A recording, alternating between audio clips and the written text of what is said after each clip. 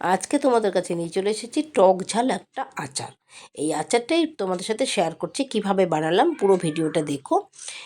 তার জন্য আমি 1.5 কেজি কাঁচা আম নিয়ে নিয়েছি, একদম টাটকা গাছ থেকে পাড়া আমটা নিয়ে এবার ছোট ছোট করে কেটে নিয়েছি। এটা আমটা না সুন্দর একটা হালকা আঠি হচ্ছে, এই আমটাই বেশি আচারে ভালো লাগবে। তার জন্য এই আমটা ছোট ছোট করে কেটে এবার জল শুকানোর জন্য একটু হলুদ দিয়ে রোদে আমি শুকিয়ে নেব। বন্ধুরা, তোমরা পুরো ভিডিওটা দেখো, ভালো লাগলে অবশ্যই একটা লাইক করো। আর এই আমের আচার আমি জানি প্রত্যেকের ভালো লাগে, এই যে আচার দেখলেই জিভে জল চলে আসে।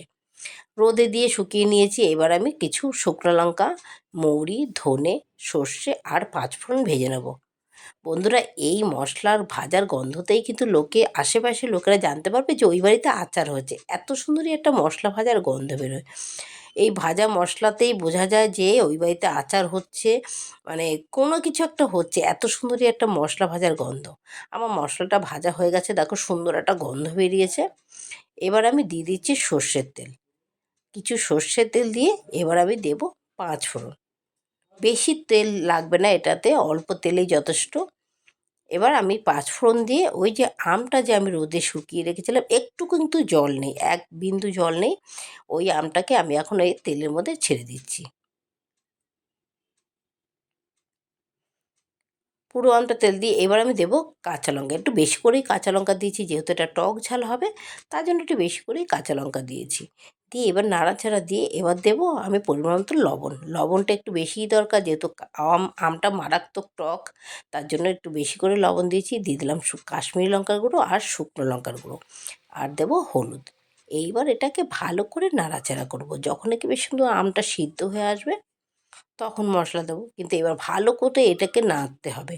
দেখবে একটা সুন্দর একটা গন্ধ আসবে। এটাতে কিন্তু যারা নাকি আমিষ খাও তারা কিন্তু রসুন দিতে পারো, রসুন দিলে কিন্তু অসাধারণ লাগে।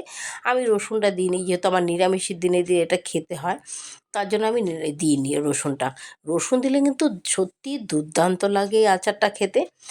দিয়ে দিলাম একটু মিষ্টি। মিষ্টিটা না দিলে ভালো লাগবে না, একটু টক তো, বীভৎস টক, একটু মিষ্টিটা দিলে আচারটা দারুণ টেস্ট আসে।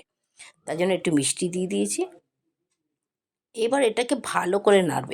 এটাকে না একটু হালকা ঢেকে ঢেকে ঢেকে ঢেকে আমটা একদম যখন মজে আসবে তখন আমি মশলা দেবো। এবার আমি যে মশলাগুলো করে রেখেছি সেইটাগুলোকে আমি ঠান্ডা হয়ে গেছে, এবার আমি গুঁড়ো করব। আর গুঁড়োটা কিন্তু একদম মিহি হবে না, একটু দানা দানা ভাব হবে। দেখো এইরকম হবে, একদম মিহি হলে আচারটা ভালো লাগবে না। বেশ একটু দানা দানা ভাব থাকবে, ধনেগুলো একটু গোটা গোটা ভাব থাকবে, লঙ্কাগুলো একটু গোটা গোটা ভাব থাকবে, তাহলেই আচারটা টেস্টি হয়। দেখো আমটা কিন্তু একদম মজে এসে কালারটা পুরো চেঞ্জ হয়ে গেছে। এবার এই আমি এবার দেখো এবার আমি মশলাটা দেবো, আর নাড়াচাড়া দিয়ে মশলাটা দিয়ে নামিয়ে দেবো। বন্ধুরা, তোমরা কে কোথা থেকে দেখছো অবশ্যই আমাকে একটা কমেন্ট করে জানাবে, আমি তোমাদের ধন্যবাদ জানাবো। আর এই আমের আচারটা কিন্তু আমি জানি সবাই ভালোবাসে। কে কে ভালোবাসো আমাকে অবশ্যই কমেন্ট করে জানাবে। তোমরা কে কে ভালোবাসো, আমি জানি এই আচার প্রত্যেকেই ভালোবাসে। জিভে মানে দেখে জিভে জল চলে আসবে।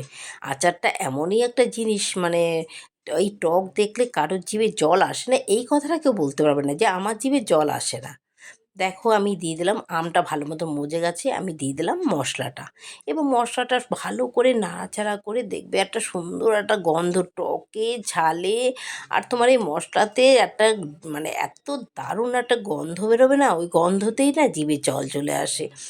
তা কী বলবো, মানে সে বলার মতো না। আমি মানে রান্না করতে পারছি না, আমার এত সুন্দর, মানে আমি এমনিতেই তো টক দারুণ ভালোবাসি, যে কি বলবো তোমাদের কাছে। আমার টক হলে আমার আর কিচ্ছু লাগে না। ভাতের মধ্যে একটু টক যদি থাকে, সে লেবু থাক, আচার থাক, যাই থাক। এবার দিয়ে দিলাম ভিনিগার। ভিনিগারটা দিয়েছি কেন, এটা আমি 1 বছর রাখবো। আমি গত বছর যে করেছি সেই আচার কিন্তু আমার এখনও আছে একটুখানি। এটা শেষ করে তারপর আমি এই আচারটা ধরবো। এই আচারটা করে না রোদে 2 দিন রোদে দেবে, দিয়ে এবার ফ্রিজে রাখবে। তুমি ফ্রিজে রেখে 1 বছর কেন, তুমি 2 বছরও রাখতে পারো। যেহেতু প্রত্যেক বছর বছরই আমটা হয়, ওই জন্য আমার বেশি রাখতে দরকার নেই, 1 বছর রাখলেই যথেষ্ট। এবার এই আচারটা আমি 1 বছর ধরে খাবো। তো বন্ধুরা, তোমাদের কি বলবো, এটা যে কি মানে দারুণ লেগেছে খেতে, তোমাদের বলে বোঝানো যাবে না। তোমরা অবশ্যই একটা এরকমভাবে বানিয়ে খেয়ে দেখো, দেখে অবশ্যই আমাকে একটা কমেন্ট করে জানাবে যে তোমাদের কীরকম লেগেছে। পুরো ভিডিওটা দেখবে, দেখে আমাকে অবশ্যই একটা কমেন্ট করে জানাবে, একটা লাইক করবে। আর তোমাদের কীরকম লাগে এই আচার খেতে আমাকে জানাবে। পুরো ভিডিওটা দেখার জন্য নমস্কার।